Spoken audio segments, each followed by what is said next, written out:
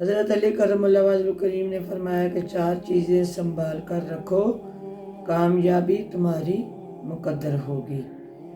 ایک تو یہ کہ نماز کے اندر اپنا دل لگاؤ۔ نماز ایک ایسی اللہ تبارک و تعالیٰ کی عبادت ہے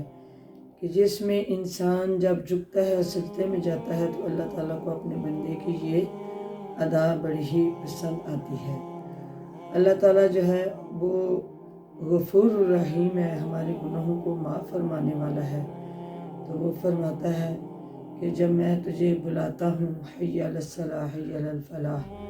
اس کا مطلب یہ ہوتا ہے کہ میری نماز کی طرف آنا ہی تیری کامیابی کا سبب ہے۔ اسی طرح نماز کے اندر دل لگاؤ، یعنی اللہ تعالیٰ فرماتا ہے کہ الا بذکر اللہ تطمئن القلوب، جب تمہارے دل پریشان ہو جائیں، جب تمہیں کوئی اپنا مددگار ثابت نہ ہو، تو پھر میری اور میرے نبی کی طرف، میرے محبوب کے در کی طرف جھکنا شروع ہو جاؤ، ذکر اذکار کرو، درود پاک پڑھیں، جو بھی کسی کو ذکر آتا ہے اس میں مشغول ہو جائے، تو اللہ تعالیٰ پریشانیوں کو دور بھی فرما دیتا ہے اور ہمارے دلوں کو سکون بھی آ جاتا ہے۔ تو تیسرا یہ ہے کہ تنہائی میں اپنی سوچ کو صحیح رکھنا، ہدی للمتقین، یہ اللہ تعالیٰ کا قرآن پاک کے اندر فرمانے علی شان ہے کہ ہدایت ہے ڈرنے والوں کے لیے۔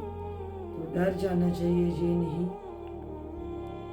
کہ ہمیں اپنے دشمن کا ڈر ہو تو ہم ڈریں، یا ہمیں کسی کی غلط بات کا ہو کہ وہ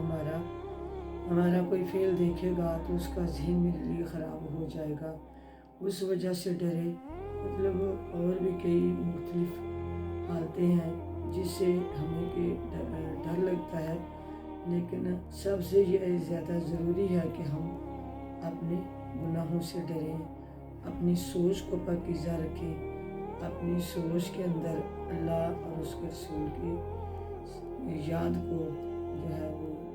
ہر وقت اپنے ذہن میں رکھیں اور اپنے ذہن کو اسی ہی طرف لگائے رکھیں جس کے قبضہ قدرت میں ہماری جان ہے۔